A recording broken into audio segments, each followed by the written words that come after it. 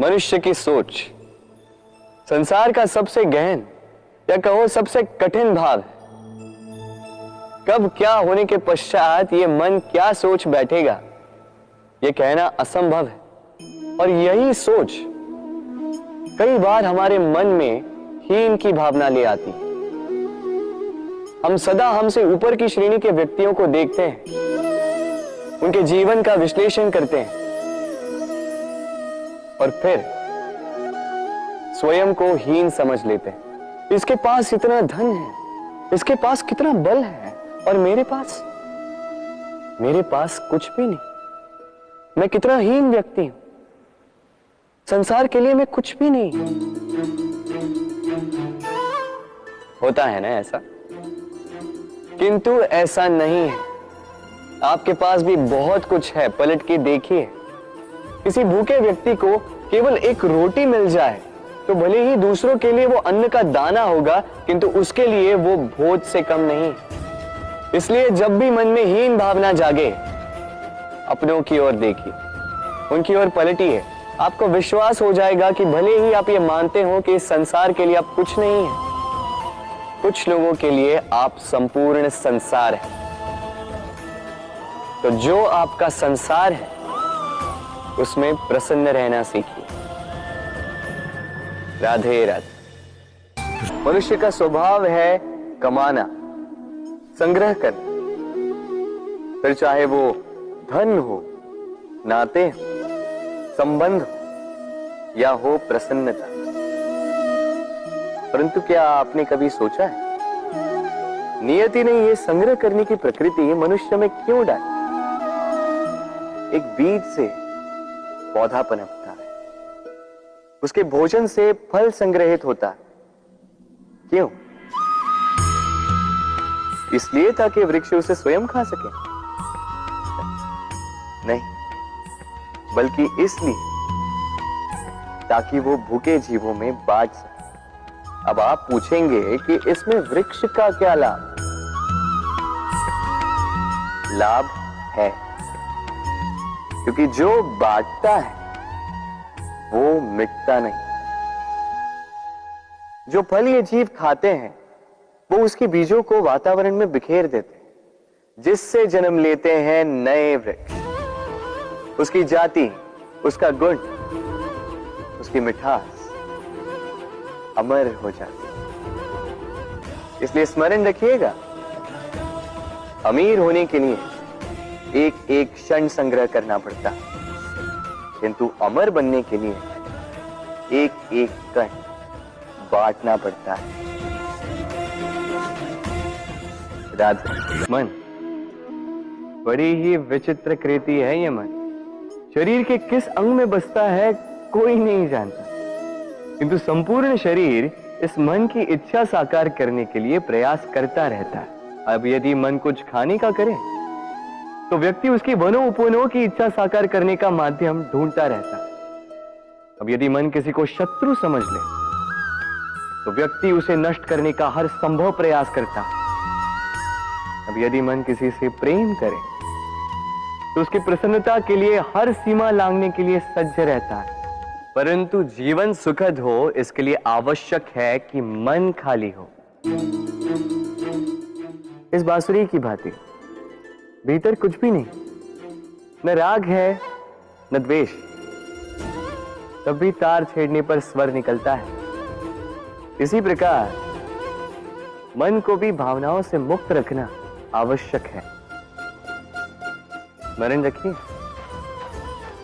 मन में कुछ भर के जियोगे तो मन भर के जी नहीं पाओगे। राधे राधे। एक पिता के लिए उसकी संतान उसका गर्व है, उसका अहंकार है, और संतान के लिए उसके पिता उसका आदर्श, उसकी प्रेरणा। बिना कहे पिता संतान की हर इच्छा समझ जाता है और उसे पूरी करने की चेष्टा करता है। दूसरी ओर संतान सदैव प्रयास करता है कि अपने माता पिता को गर्वित करता रहे, किंतु ये बंधन एक स्थान पे आके टूट जाता है। तब जब संतान स्वयं की इच्छा से अपना जीवन साथी चुनना चाहे। क्यों? कारण है संवाद की कमी। जब बात आती है संतान के विवाह की, तो माता पिता सोचते हैं कि इसमें संतान से क्या पूछना, हम उसके लिए कुछ अनुचित तो चाहेंगे नहीं। और संतान का यह मानना होता है कि उसका भविष्य चुनना उसका अधिकार। दोनों आपस में दुखी रहते हैं, किंतु बात कोई नहीं करता। होना यह चाहिए कि माता पिता को उसी स्नेह के साथ संतान की इच्छा समझ लेनी चाहिए और संतान को उसी विश्वास के साथ माता पिता को विश्वास में ले लेना चाहिए। एक बार संवाद करके देखिए, वर्तमान और भविष्य दोनों ठीक हो जाएंगे। हम में ऐसा कोई नहीं होगा जिसने वृक्षों को ना देखा, वृक्षों पे इन पक्षियों को ना देखा, इनके घोंसलों को ना देखा, इन पक्षियों को अपने छोटे छोटे बच्चों को भोजन कराते ना देखा। संसार का सबसे ममत्व वाला दृश्य होता है। चिड़िया दूर से अपने चोंच में दाना भरकर लाती, स्वयं भोजन करने में असक्षम संतान की चोंच में डालती, स्वयं भूखी रहती, निस्वार्थ निश्चलता से। और जब संतान के पंख निकल आते हैं, वो उसे उड़ना सिखाती और उसके पश्चात उसे स्वतंत्र कर देती है अपना जीवन जीने के लिए। इस आकाश में उड़ान भरने के लिए। और हम मनुष्य क्या करते हैं? जिस संतान को हम पंछी की भांति पालते हैं, उसके पंख निकलते ही हम उसे बांध देते हैं, ये सोच के कि कहीं वो दूर उड़कर न चली जाए। ऐसा नहीं कि इस स्थिति में माता पिता को संतान से प्रेम नहीं है, अवश्य है, किंतु इसमें प्रेम पर मोह भारी पड़ जाता है, जो स्वयं अपने और संतान के भविष्य के बीच में बाधा बन जाता है। हम ये भूल जाते हैं कि हम केवल जन्मदाता है, भाग्य विधाता नहीं। तो जब प्रेम में मोह आ जाए तो वो प्रेम नहीं, स्वार्थ बन जाता है। इसलिए प्रेम को पास रखिए और मोह को दूर, क्योंकि जिससे प्रेम करते हैं उसका विकास नहीं रोका करते। राधे राधे। एक शब्द है जो हमें कभी कभी या कहो कई बार सुनाई देता है, स्वार्थ। वो व्यक्ति स्वार्थी है, उसने स्वार्थ में आके ये बुरा कर्म कर दिया, आदि इत्यादि। देखा जाए तो संसार स्वार्थ को पाप का मूल मानने लगा, परंतु क्या स्वार्थ सच में बुरा है? नहीं। स्वार्थ ये शब्द बना है स्व से, अर्थात स्वयं से। यानी कि जिस कार्य में केवल स्वयं का अर्थ हो, केवल स्वयं का लाभ चाप हो, वो स्वार्थ। अब प्रश्न ये उठता है कि आपका स्व क्या है? यदि आपके स्व में केवल आप हैं तो आप अवश्य स्वार्थी हैं। यदि आपके स्व में परिवार सम्मिलित है तो आप परिवार्थी हैं। यदि आपके स्व में अन्य लोग सम्मिलित हैं तो आप परोपकारती हैं। और यदि आपके स्व में ये संसार सम्मिलित है तो आप परमार्थी हैं। तो अपने स्वार्थ से दूर ना जाएं, उसका विस्तार करें।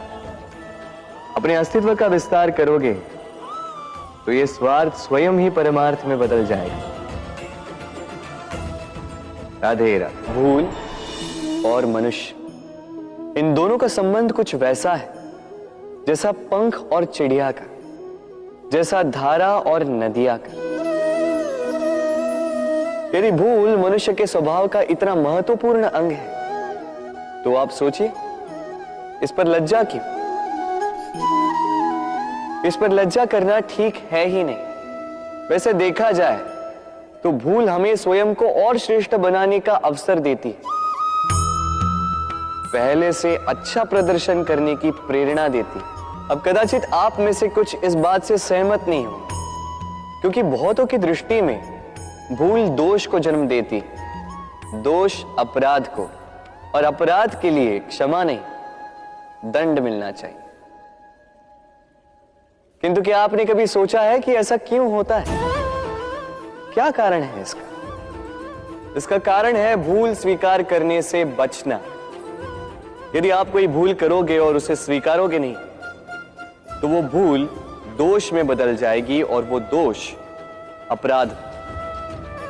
तो साहस रखिए।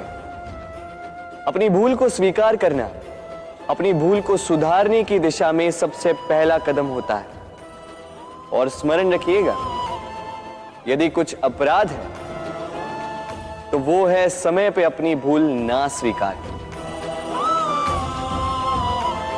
राधे राधे।